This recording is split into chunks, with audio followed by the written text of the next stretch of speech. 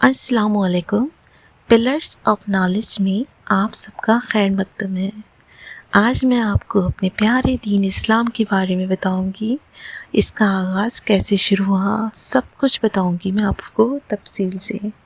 तो उससे पहले मैंने अपना चैनल अभी शुरू किया है और आप अपना प्यार दें, मुझे साथ दीजिए और मेरे चैनल को सब्सक्राइब कीजिए, लाइक कीजिए और प्यारे सा कमेंट भी कीजिए और बेल आइकन पर प्रेस ज़रूर कीजिए ताकि मेरी वीडियोस की नोटिफिकेशन आप सबको मिलती रहे।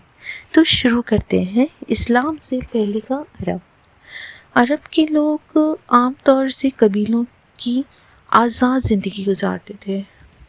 उनमें जहालत आम थी, बुत परस्ती इसी जहालत का नाम था। बुत परस्ती ने उनके दिलो दिमाग पर कब्जा करके रखा हुआ था।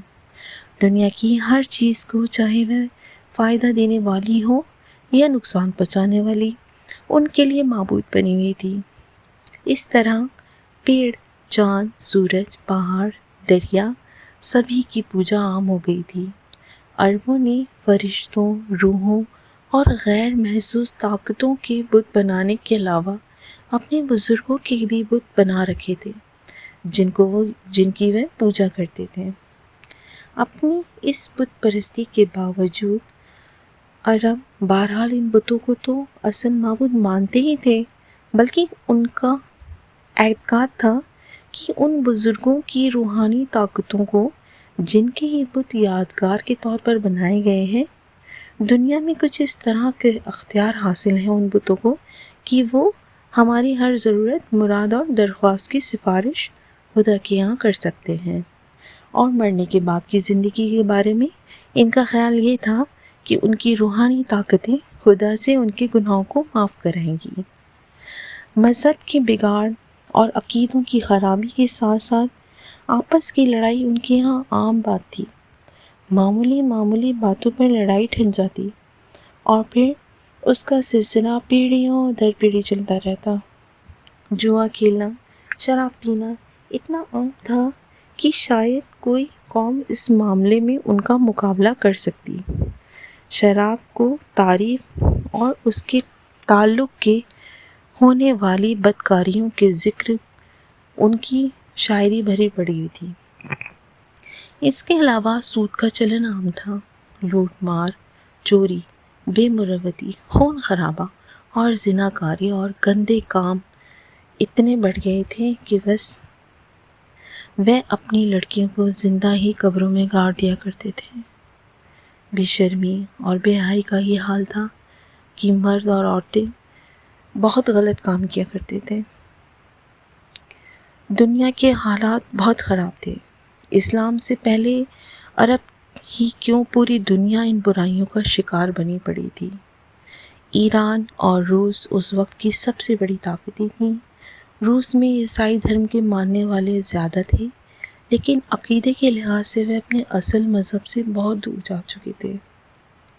ईरान में तो सितारों की पूजा आम थी। इसके अलावा वहाँ के बादशाह, दरबारी, सरदार अपने दर्जों के लिहाज से जनता के लिए खुद को ही खुदा समझते थे।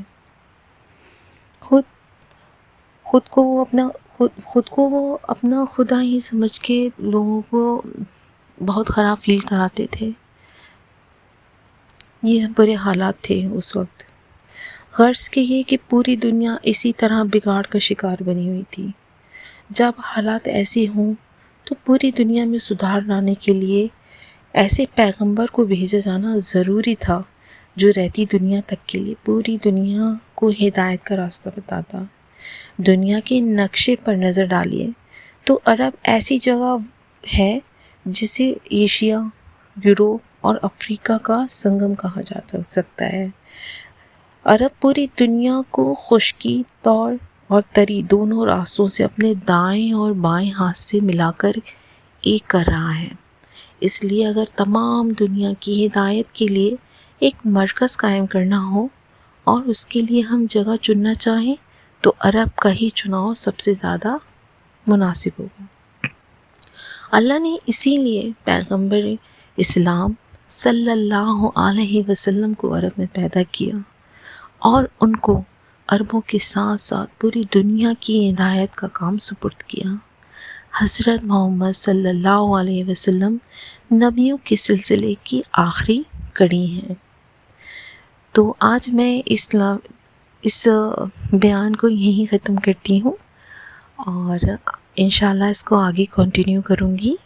اور پلیز آپ لوگوں کو میری چھوٹی سی کوشش اگر پسند آئے تو پلیز میرے چینل کو سبسکرائب کریں، لائک کریں، کومنٹ کریں اور اتنا پیار دیتے رہیں۔ تو پھر میں ملتی ہوں آپ سے انشاءاللہ اگلے ویڈیو میں، تب تک کے لیے اللہ حافظ۔